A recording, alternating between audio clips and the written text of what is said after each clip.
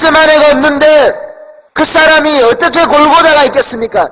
어떻게 십자가가 있겠냐는 말씀이에요. 거짓말하지 마세요. 기도하지 않으면 십자가도 질 수 없습니다.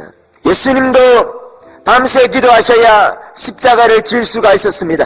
여러분들이 예수님보다도 더 영적이십니까? 더 신령하십니까?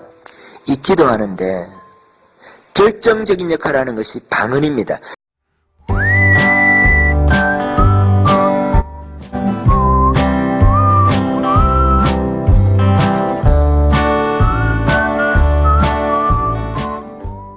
고린도전서 14장 26절부터 고린도전서 40절 말씀까지가 은사장이라고 우리가 이야기를 하는 12장, 13장, 14장의 결론입니다. 그런즉 형제들아 우리가 어찌할꼬 이렇게 말하는 것입니다. 그러면 우리가 어떻게 해야 되겠느냐? 방언과 예언의 은사에 관해서 12장, 13장, 14장에서 다룹니다. 은사가 방언과 예언이 은사의 핵심입니다. 은사의 기초이면서 방언과 예언이라는 은사가 이 활용도가 너무 다양합니다.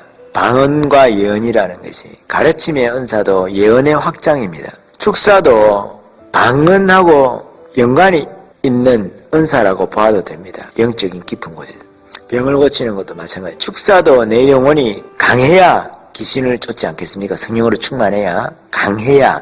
근데 방언이 뭐라고 말하냐면 방언의 기능이 방언은 개인에게 득이 된다 합니다. 무슨 말이냐면 영혼을 강하게 하는 거예요. 벽돌을 쌓듯이 오이코 도메오라 합니까? 집을 짓다, 덕을 세운다 그런 뜻이거든요. 내 마음의 성전을 튼튼하게 성벽처럼 이렇게 올려가는 겁니다. 강하게. 방언을 1시간 하루에 30분만 해도 영이 이렇게 벌써 세상을 발 아래로 보는 듯이 영적인 세계에 취해서 우리가 성령에 취한다 하잖아요.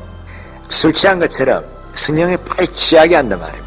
그래서 영적인 세계 속에 생각이 혼탁해지는 게 아닙니다. 생각이 맑아져요.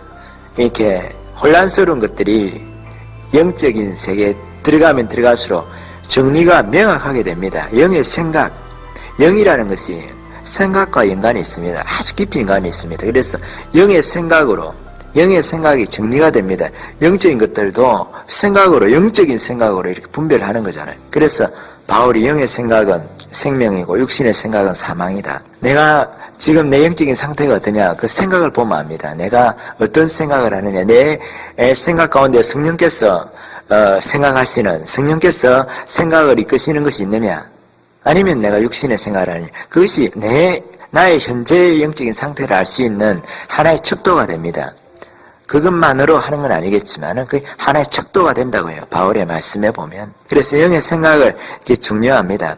무슨 말씀을 드리냐면 방언을 깊이 하고 그렇게 해도 그것이 생각이 맑아집니다. 아주 깨끗해져요. 우리가 성령을 충만한데 탁해지고 그렇게 하진 않아요. 생각이요 또렷하게 서 있는 겁니다. 생각이 분명해집니다. 왜? 성령은 지식과 지혜의 영이시거든요.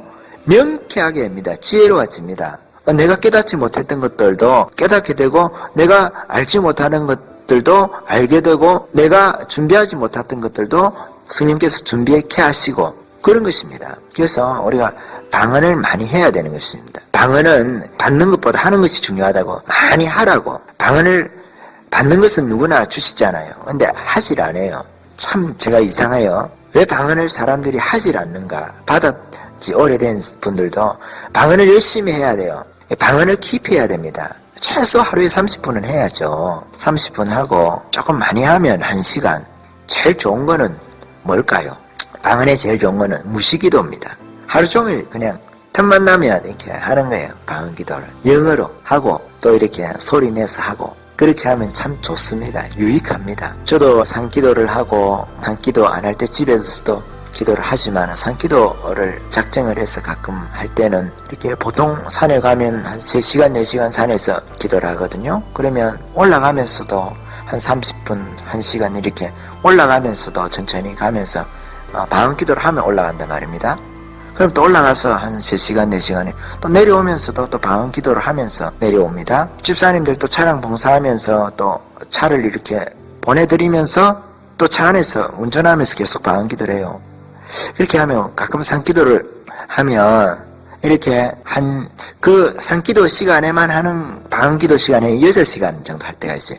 저는 올라갈 때 사람들하고 말하는 것도 싫어하고 내려올 때 사람들하고 말하는 것도 별로 싫어요. 기도하러 가기 때문에. 올라갈 때도 혼자서 약간 떨어져서 기도하면서 올라가고 혼자서 뭐 이렇게 방언기도 하면서 올라갑니다. 또 내려올 때도 좀 떨어져가지고 혼자서 이렇게 방언기도 하면서 먼저 내려오죠.